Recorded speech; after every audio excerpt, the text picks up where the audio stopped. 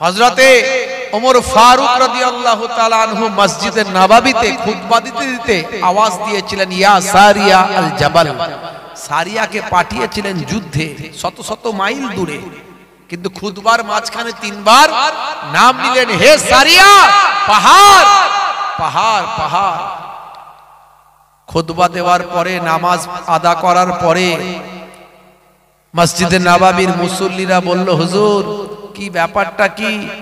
সারিয়াকে তো যুদ্ধে পাঠিয়েছেন, কুফফারদের বিরুদ্ধে প্রতিরোধ করতে পাঠিয়েছেন, যারা মদিনা শরীফকে ধ্বংস করতে চায়, মদিনা শরীফকে বরবাদ করতে চায়, মদিনার বাচ্চাদের শহীদ করতে চায়, মদিনার মা বোনেদের ইজ্জত নষ্ট করতে চায়, মদিনা শরীফের নাম নিশানা মুছে দিতে চায়, ইসলামের নাম নিশানা মুছে দিতে চায়।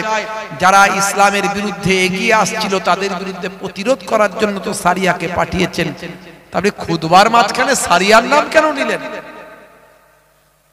হে তরুণ যুবকেরা, হে আমার বন্ধুরা, শুনে রেখে দিন বাবা, জেনে রেখে দেন, হে মুসলমান, একটুখানি লক্ষ্য করুন। হযরতে ওমর ফারুক রাদিয়াল্লাহু তাআলা আনহু নামাজের পরে মুচকি হেসে বলেছিলেন, বাবারা অপেক্ষা করো, সারিয়া যুদ্ধ থেকে ফিরে আসলেন, তার কাছ থেকেই তোমরা বিষয়টা জেনে নেবে।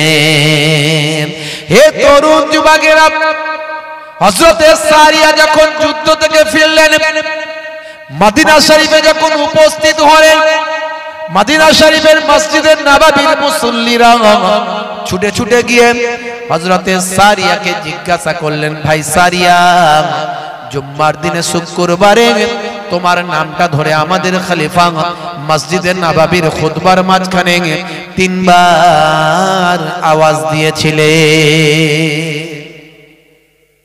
ব্যাপারটা একটু খুলে বলবে? কি হয়েছিল কেসটা? হুজুর তো বললেন সারিয়া আসুক না, তাকে জিজ্ঞাসা করবে, তো তুমি একটু খুলে বলবে? তখন হযরতে সারিয়া চোখ ভরা পানি, বুক ভরা বেদনা নিয়ে সে সময় বলেছিলেন, হে তরুণ যুবকেরা, হে মসজিদে নববীর মুসল্লিরা, শুনে রেখে দাও, জেনে রেখে দাও বাবা, সেদিন যখন শুক্রবারের দিন জুম্মার সময় দুশ্মনে রাসূলরা, দুশ্মনে ইসলাম, যারা আমাদের সঙ্গে যুদ্ধের জন্য এসেছিল, যারা আমাদের নাম নিশানা মুছে দিতে চায়, মদিনা শরীফকে ধ্বংস করতে চায়, ইসলামকে বরবাদ করে দিতে চায়, মদিনার বাচ্চাদেরকে শহীদ করে দিতে চায়, মদিনার মা বোনেদের ইজ্জতকে নষ্ট করতে চায়, ইসলামের নাম নিশানা মুছে দিতে চায়, তাদের সঙ্গে আমরা প্রতিরোধমূলক যুদ্ধ করছিলাম। এমন সময় যুদ্ধ করতে করতে করতে করতে হঠাৎ করে আমি কানেতে একটা আওয়াজ শুনতে পেলাম। সেই আওয়াজটা যেন আমার অতি পরিচিত আওয়াজ। আমি শুনতে পেলাম হযরতে ওমর ফারুক যেন আমাকে আওয়াজ দিচ্ছেন, হে সারিয়া পাহাড়, হে সারিয়া পাহাড়, হে সারিয়া পাহাড় বলে চিৎকার করছেন। আমি তখন মনে মনে চিন্তা করলাম, হযরতে ওমর ফারুকের আওয়াজ যেন আমার কানে ভেসে আসছে। আমি পাহাড়ের দিকে তাকিয়ে দেখলাম দুশমনেরা পাহাড়ের দিক থেকে ঘুরে আমাদের দিকে অ্যাটাক করার জন্য আসছে। আমি আমার সৈন্য সামন্তদের নিয়ে তাদের উপর নতুন করে ঝাঁপিয়ে পড়লাম, নতুন করে তাদের উপর ঝাঁপিয়ে তাদেরকে পরাস্ত করে আমি গাজী হয়ে ফিরে এলাম।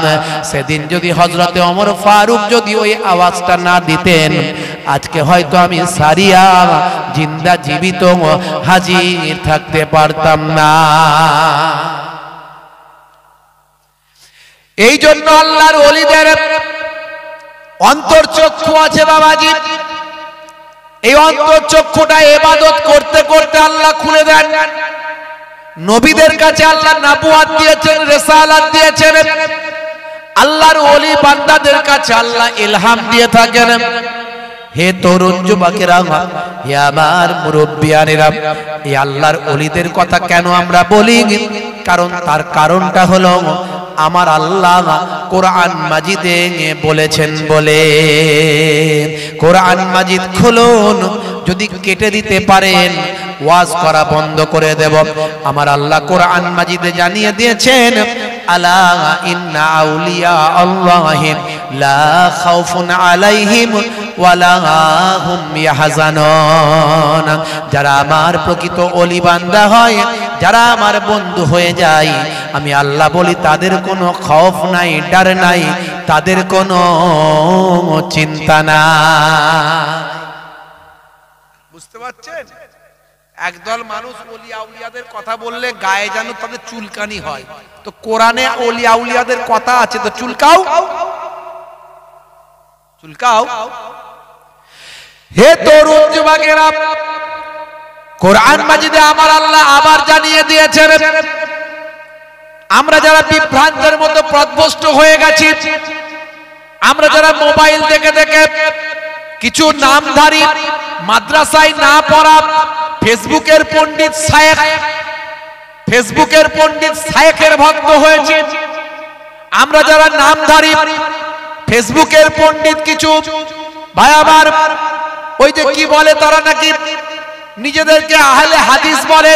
ভাই আহলে হাদিস, আমরা সবচেয়ে বড় আহলে হাদিস ছিল পশ্চিমবঙ্গের মধ্যে যদি কেউ থাকে সেটা হলো মুজাদ্দিদুজ জামান হযরত পীর আবু বকর সিদ্দিক রাহমাতুল্লাহ আলাইহি, তিনি ছিলেন বড় আহলে হাদিস। হযরত আল্লামা রুহুল আমিন সাহেব রাহমাতুল্লাহ আলাইহি, তিনি ছিলেন বড় আহলে হাদিস। যারা হাদিস মেনে চলেন, হাদিসের পরিবারের মধ্যে যারা হন, তাদের আহলে হাদিস বলা হয়। আমরা শুধু আহলে হাদিস নয়, বরং আমরা আহলে কোরআন, আহলে হাদিস, আহলে সুন্নাহ ওয়াল জামাত। হে তরুণ যুবকেরা, হে আমার মুরব্বিয়ানেরা, কথিত যারা নামধারী কিছু বেরিয়েছে, তারা হাদিসের সবগুলো মানে না, কিছু মানে আর কিছু ছেড়ে দেয়। ওরা আসলে হাদিস নয়, ওরা আসলে হদস। হে তরুণ যুবকেরা, ওরা এমন কিছু কথাবার্তা বলে সমাজের বুকে ফিতনা চালু করে দেয়। ফিতনা, অশান্তি। 17 বছর মাদ্রাসায় পড়েছে, তার কোনো দাম এরা দেয় না। 17 বছর পড়ার দাম দেয় না। এরা ফেসবুকের পণ্ডিত, যে মাদ্রাসায় কোনোদিন পড়েনি, কোরআন হাদিসের তার কি জ্ঞান থাকবে? আপনি ডাক্তার হয়েছেন, আপনি সার্জন নন, আপনি এমএস করেননি, মাস্টার অফ সার্জন, আপনি এমএস ডিগ্রি করেননি, আপনি কোথায় ফেসবুকে ইউটিউবে কিছু হয়তো অপারেশন করা দেখেছেন, তাই নিয়ে ছুরি চালাতে শুরু করে দিয়েছেন। পেশেন্ট বাঁচবে না মরবে? জোরে বলেন ভাই। আপনার এমএস ডিগ্রি নাই, আপনার ট্রেনিং নাই, আপনি 10 বছর 15 বছর ধরে আপনি পড়াশোনা করেননি। আপনি ইউটিউব ফেসবুকে হয়তো কিছু অপারেশন দেখেছেন, যেটা এখন নিজে ডাক্তার দাবি করে এখন অপারেশন শুরু করে দিয়েছেন। এখন পেট কাটতে শুরু করেছেন, সিজার করতে শুরু করেছেন, আপনি বাবা হার্টের অপারেশন করতে শুরু করেছেন। এখন আমাকে বলেন, পেশেন্ট বাঁচবে না মরবে? পেশেন্ট সব ফিনিশ। এই জন্য কথাই বলে, নিম ডক্টর খতরায় জান, আর নিম মৌলবী খতরায় ঈমান। অর্থাৎ অল্প বিদ্যার যদি ডাক্তারের কাছে যান, তাহলে বলা যায় না জান চলে যেতে পারে, আর অল্প বিদ্যার মৌলবীর কাছে যদি যান, তাহলে ঈমান চলে যেতে পারে। বলবেন হুজুর এত ঝামেলা আমরা বুঝবো কি করে?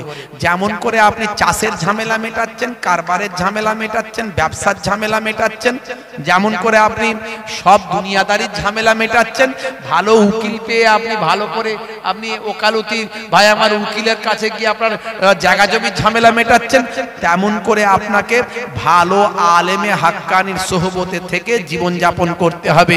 এই অর্ডারটা কার? এই অর্ডারটা হলো আল্লাহ। অর্ডার কার? হে তরুণ যুবকেরা, আমার আল্লাহ কোরআন মাজিদে আবার জানিয়ে দিয়েছেন, ইয়া আইয়ুহাল্লাযীনা আমানুত্তাকুল্লাহা ওয়া কুনু মা'আস সাদিকিন। হে বিশ্বাসী বান্দারা, তোমরা আমি আল্লাহকে ভয় করো এবং সত্যবাদীদের সঙ্গী হয়ে যাও। জোরে হবে না?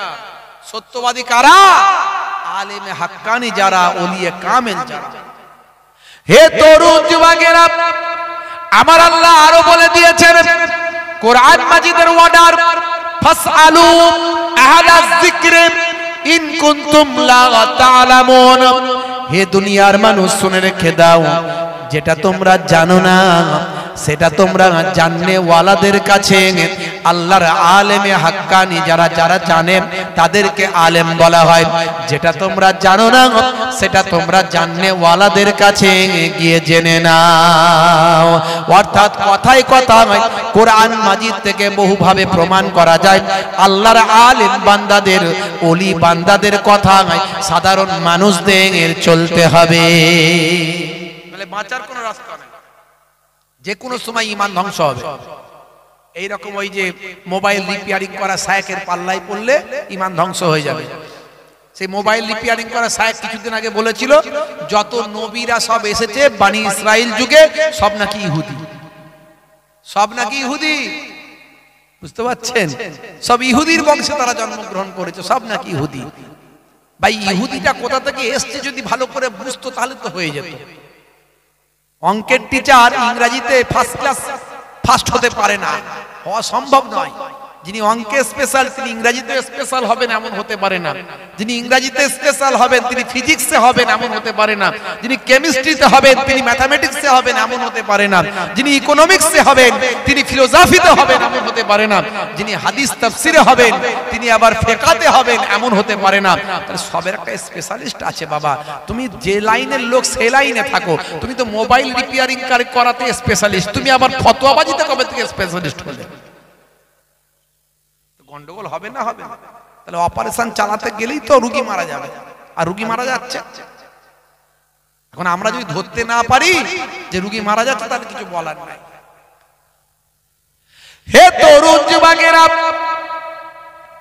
হে আমার বন্ধুরা, হে আমার মুরব্বিয়ানেরা শুনে রেখে দেন, বাংলাদেশের একটা খ্যাতনামা স্কলার নাফিদের বলেছে, শাফিঈদের বলেছে, মালিকিদের বলেছে, আহলে হাদিসদের বলেছে, সালাফিদের বলেছে, কাউকে বলেছে। তাহলে গায়ে লাগলো কার? ঠাকুর ঘরে কে? আমি তো কলা খাইনি। ঠাকুর ঘরে কে বলছে আমি তো কলা খাইনি? চোরের মন সব সময় পুলিশ পুলিশ, এই কথা ঠিক না ভুল? তাহলে গায়ে লাগলো কার? বুঝতে হবে যাদের গায়ে লেগেছে তারাই ইহুদিদের এজেন্ট হয়ে আজকে মুসলমানদের বিরুদ্ধে ফিতনা তৈরি করছে। গ্রামে গঞ্জে পাড়ায় পাড়ায় তারা দেখা গেল মাদ্রাসায় তাদের পড়া লাগে না, বলছে ওসব পড়তে হবে না। আলেম ওলামাদের ওরা মূল্য দেয় না।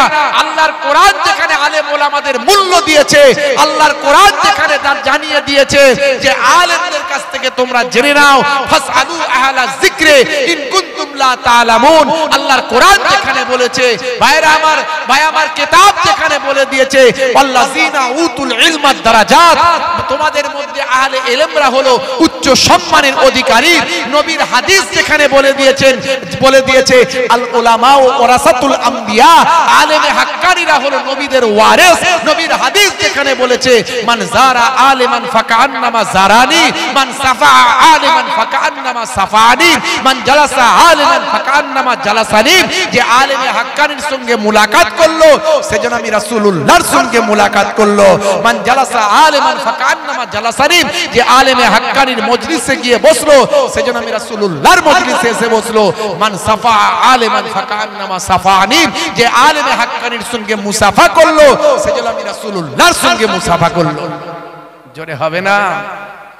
যেখানে নবীর হাদিস বলেছে, যেখানে আল্লাহর কোরআন বলেছে, এরা বলছে ওই আলেম ওলামাদের জানতে হবে না, নিতে হবে না, আমাদের লাগবে না, আমরা এমনি এখান থেকে গ্রহণ করে নেব, সব বুঝে নেব। হে তরুণ যুবকেরা, হে আমার বন্ধুরা, হে আমার মুরব্বিয়ানেরা, শুনে রেখে দিন বাবা, জেনে রেখে দেন। হে মুসলমান, একটুখানি রক্ষা করুন। তাই আপনাকে আমাকে সহি আকীদার উপরে চলতে হবে, যে আকীদায় চলেছিলেন সাহাবায়ে কেরামেরা, যে আকীদায় চলেছিলেন হযরত ইমামে আযম আবু হানিফা হুজুর। ভাই আমার, ইমামে আযম আবু হানিফা হুজুর 5 জন সাহাবাকে চামড়া আর চোখে, নিজে চোখে দেখেছিলেন। আমরা ঠেলায় পড়লেন, সমস্যায় পড়লেন ইমামে আযম আবু হানিফার মাসলাটা নিয়ে। আর তোমরা বলো আমরা কোরআন আর হাদিস ছাড়া কিছু মানি না, কিন্তু ঠেলায় পড়লেন তোমরা তোমাদের মোবাইল রিপেয়ারিং করা আর রাজমিস্ত্রি করা ওই শায়েখের মাসলাটা তোমরা নাও। তফাৎটা এখানে। তোমরা তোমাদের শায়েখ কি বলেছে সেটা নাও, আর আমরা ঠালাই পড়লে আমরা ইমামে আজম আবু হানিফা হুজুরের মাসালাটা নিই। পুরুষ মানুষ মারা গেলে 3টে কাফন, মহিলা মারা গেলে কটা কাফন দেন? জোরে বলেন। 5টা দেন। আর যদি আপনাদের এখানে কোন একজন হিজড়ে থাকে, তিনি মারা গেলে কটা দেবেন? কটা দেবেন বলেন? ভাইরা আমার, এই মাসালাটা পেলেন কোথায়? হিজড়ে মারা গেলে কটা দেবেন, এই কাফনটা পেলেন কোথায়? কই কোরআন আর হাদিস থেকে খুঁজে বের করে দেখান আমাকে, দেখান কোথায় আছে কোরআন হাদিসে, বের করে দেখান। তৃতীয় লিঙ্গ, শুদ্ধ ভাষায় বললে তৃতীয় লিঙ্গ কোথায় পাবেন? দেখান কোরআন আর হাদিসে। আপনি পায়খানা যখন করেন, গোদা বাংলায় বলছি একেবারে, যদি এই কথাগুলো বলার প্রয়োজন হয় না তাও বলতে হয়, এগুলো একেবারে ইন্ডিভিজুয়াল প্রশ্ন, কিন্তু এগুলো আম পাবলিকের সামনে বলতে হচ্ছে। আপনি যখন পায়খানা করে পাকিজা হবেন, তাহারাত হাসিল করবেন, পবিত্রতা অর্জন করবেন, আপনি কতটা ধৌত করলে পবিত্র হবেন? কই দেখান কোরআন হাদিস খুলে, কোথায় আছে? এই রকম হাজারো প্রশ্ন আসবে যার উত্তর আপনি কোরআন হাদিস থেকে ডাইরেক্ট পাবেন না। এই জন্য ওলামায়ে দ্বীনরা, এই জন্য আলেমদের গুরুত্ব কোরআন আর হাদিসে এত দেয়া হয়েছে। আলেমরা কোরআন আর হাদিসকে স্টাডি করে, পড়াশোনা করে, সেখান থেকে মাসালা বের করে তার মাসালা দেবেন। এখানে আলেমদের মাসালাগত পার্থক্য হলেও সেটা আল্লাহর রহমত। জোরে বলেন সুবহানাল্লাহ। তাহলে এটাই হলো ভাইরা আমার ফিকহের ব্যাপার, এটাই হলো মাসালার ব্যাপার, এটাই হলো ফিকহার ব্যাপার। আপনাকে মাথায় রাখতে হবে, মনে রাখতে হবে। এই জন্য আমরা ইমামে আজম আবু হানিফা হুজুরের মাসালাগুলো মানি। তিনি সেই জামানার ভাই আমার যোগ্য আলেম, যিনি কোরআন হাদিস তো আজকের নয় বাবা, কোরআন হাদিসকে মডার্ন